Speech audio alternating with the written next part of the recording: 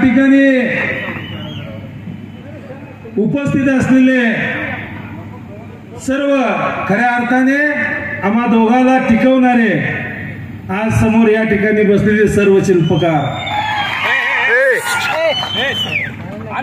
उपस्थित मान्यवर, व्यासपीठावरचे, खरं म्हणजे साहेब आपल्याला सांगावं असं वाटतं, शूटिंग चालू आहे ना, पंढरपूर शहरामध्ये शेती, पाणी, रेल्वे, रस्ते हे सगळे आहेत, परंतु त्या ठिकाणी जे आमचे तरुण युवक आहेत त्या तरुण युवकांच्या हाताला काम लागणे खूप गरजेचं होतं. म्हणून साहेब पोटनिवडणुकीमध्ये त्या माझ्या मायबाप जनतेने त्या ठिकाणी मला या भागाचं लोकप्रतिनिधित्व करण्याची संधी दिली आणि या 3 वर्षाच्या कालावधीमध्येच आज तरुण युवकांच्या हाताला काम लागावं याकरता पंढरपूरमध्ये MIDC आपण निर्माण केली. साहेब मंगळवेढा तालुक्यामध्ये आज कित्येक वर्षे ओलांडली. आम्ही लहानपणापासून ऐकत होतो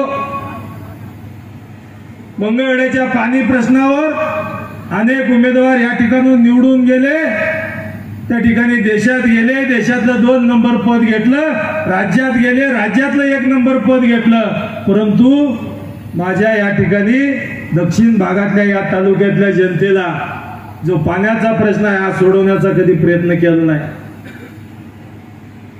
साहेब आपल्याला सांगावं असं वाटतं, पोटनिवडणुकीमध्ये आदरणीय देवेंद्र फडणवीस साहेबांनी जो शब्द दिला होता की मला 106वा आमदार तुम्ही द्या, या ठिकाणी या पाण्याचा प्रश्न त्या ठिकाणी मी सोडवूनच त्या ठिकाणी मत मागायला पुढच्या निवडणुकीला येणार आहे म्हणून सांगितलं होतं. आणि आज साहेब तो प्रश्न आमचा सुटलाय. त्या 24 गावच्या उपसा सिंचन योजनेचाही प्रश्न सुटलाय. म्हैसाळवरून जवळजवळ 19 गावांना पाणी देण्याचाही प्रश्न आमचा सुटतोय. दक्षिण भागाला या ठिकाणी पाणी मिळतंय. आणि साहेब वेळेअभावी खरं मी जास्त अजून बोलण्यासारखं बरंच आहे. या मतदारसंघामध्ये मंगळवेढा तालुक्यामध्ये 100 कोटीचं हॉस्पिटल असेल, निंबोनीमध्ये 42 कोटीचं हॉस्पिटल असेल आणि या निमित्तानं पंढरपूरमध्ये जे कॉटेज हॉस्पिटल आहे ते 200 बेडचं हॉस्पिटल त्या ठिकाणी निर्माण केल्याचं काम या अल्पावधीमध्ये केलेलं आहे. परवाच मुख्यमंत्री महोदयाने 1000 बेडचं हॉस्पिटल हे सरकारी हॉस्पिटल या ठिकाणी महाराष्ट्रात कुठेही नाही अशा पद्धतीचं सुसज्ज हॉस्पिटल या ठिकाणी निर्माण करण्याचं केलंय.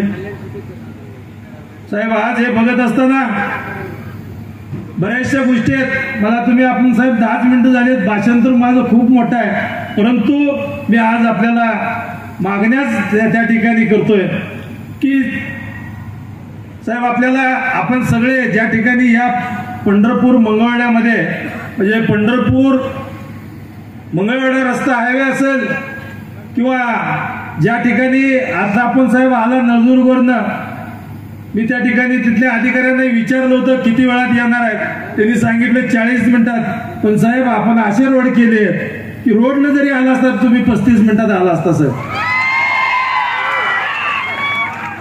अहो सोलापूरला जायचं आम्ही 1.5 तासात पोहोचतोय का 2 तासात पोहोचतोय अशी अवस्था या ठिकाणी होत होती. आणि पंढरपूरवरून त्या ठिकाणी सोलापूरला जायचं म्हणजे 2 तासात पोहोचायचं आहे का 2.5 तासात पोहोचायचं आहे अशी परिस्थिती होती साहेब. परंतु आज तुमच्यामुळं या ठिकाणी आमच्या पंढरपूर मंगळवेढ्यातली जनता, पंढरपूर तर जवळजवळ या ठिकाणी 1 तासाच्या आत पोहोचतंय, 50 मिनिटात पोहोचतंय आणि मंगळवेढ्यातून साहेब 35व्या मिनिटात त्या ठिकाणी सोलापूरला पोहोचतोय. आम्ही अशा पद्धतीचे रस्ते आपण केलेत. आज पंढरपूरला आपण साहेब पालखी मार्ग मोठा केला, पंढरपूर मंगळवेढा हा रस्ता केला, पंढरपूर सांगोला केला, पंढरपूर कराड रस्ता हायवे केलाय, पंढरपूर सातारा रस्ता हायवे केलाय, पंढरपूर फलटण पालखी मार्ग केलाय, त्या ठिकाणी पंढरपूर टेंभुर्णी रस्ता हायवे केलाय, पंढरपूर शेतपूळ हायवे केलाय, पंढरपूर मोहोळ आपण साहेब नॅशनल हायवे आपण निर्माण केलाय. एवढ्या हजारो कोटीचा निधी आपण साहेब दिलेला आहे.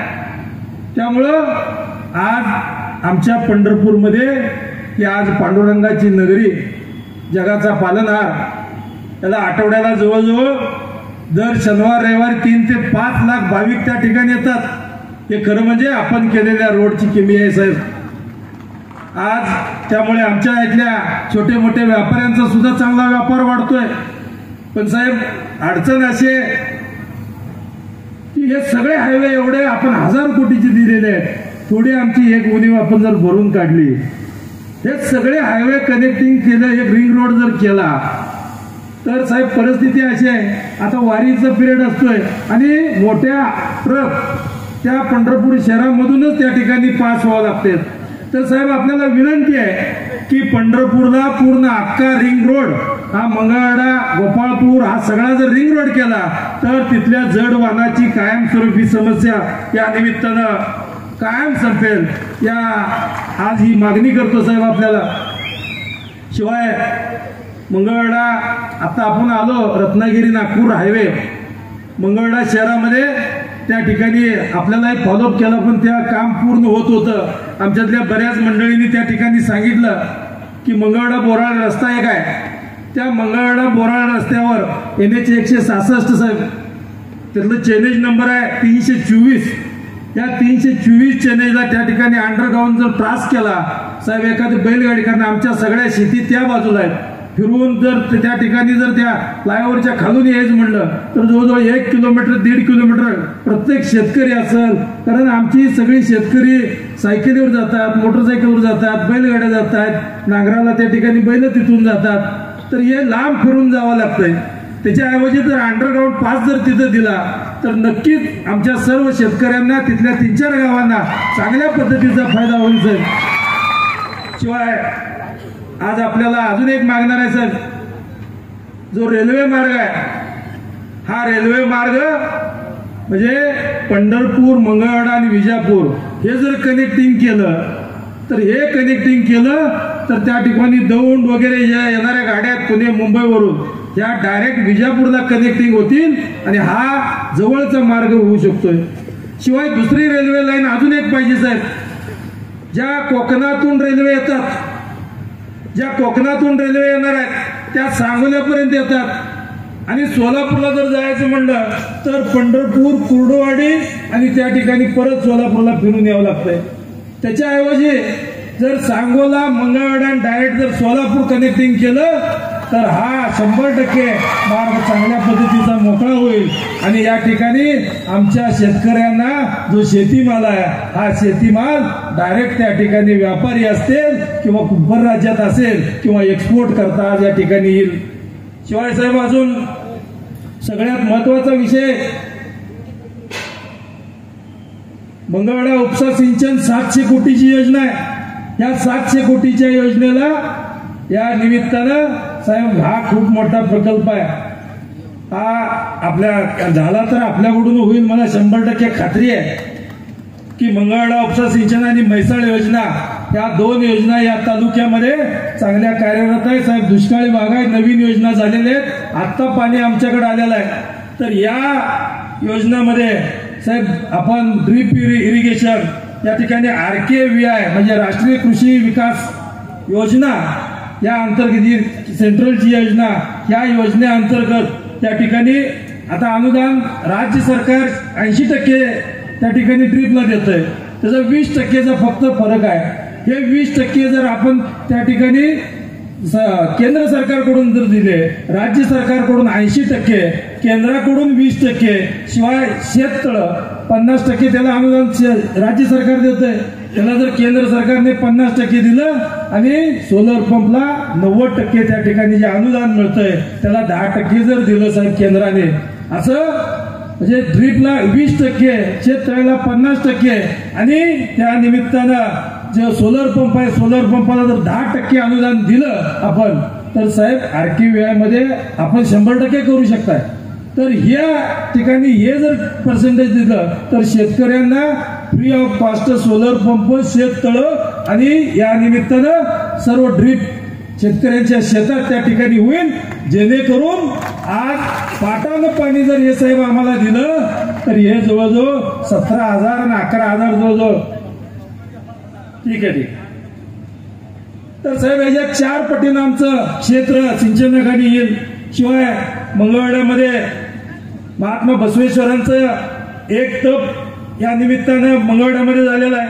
तर आपल्या सगळ्यांना आपल्याला विनंती आहे साहेब, केंद्राच्या प्रसार योजनेतून आपण सांगितलं 200 कोटी 500 कोटी 1000 कोटी या निमित्तानं मिळू शकतील. तर आमच्या मंगळवेढ्यामध्ये केंद्राकडून त्या ठिकाणी बसवेश्वर राष्ट्रीय स्मारक निर्मिती या निमित्तानं मंगळवेढ्यामध्ये व्हायला पाहिजे साहेब. शिवाय संत चोखमेळा स्मारकासाठी सुद्धा 27 कोटी राज्य शासनाने दिलेले आहेत, त्याला सुद्धा कमी पडणार आहेत. तर या ठिकाणी 13 संत या मंगळवेढ्याच्या भूमीवर आज या ठिकाणी सर्व महाराष्ट्राला दिलेले आहेत आम्ही. तर या संतांची संत सृष्टी सुद्धा होणे खरं म्हणजे याला एक 200 कोटी जर आपल्याला जर मिळाले तर नक्कीच संत सृष्टी या निमित्तानं उभारेल. तर साहेब या निमित्तानं एवढंच सांगतो की 3000 कोटीचा हिशोब या ठिकाणी विरोधकांनी मागितलाय. मला या निमित्तानं सांगायचं, आता येताना पत्रकार म्हणतो ते साहेब आता कर्नाटकमध्ये 100% आपलं सरकार येतंय म्हणजे येतंय असं मला पत्रकार म्हणले. मी म्हणलं असं कसं काय?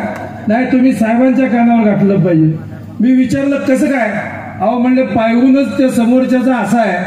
अहो म्हणले पोटनिवडणुकी त्याला उभारू नको म्हणतो ते, त्याच्या आईला तिकीट देत होते, त्यावेळेला त्यांना ऐकलं नाही, त्यावेळेला राष्ट्रवादी गेली, त्याचं सरकार गेलं. मी बोलत नाही साहेब, खालची बोलते तुम्हाला. तर हे सोडलं BRS ला गेले.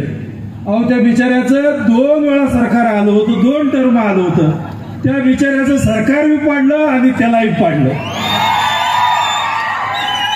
परत पवार साहेबांनी म्हणले ही चूक मी परत करणार नाही.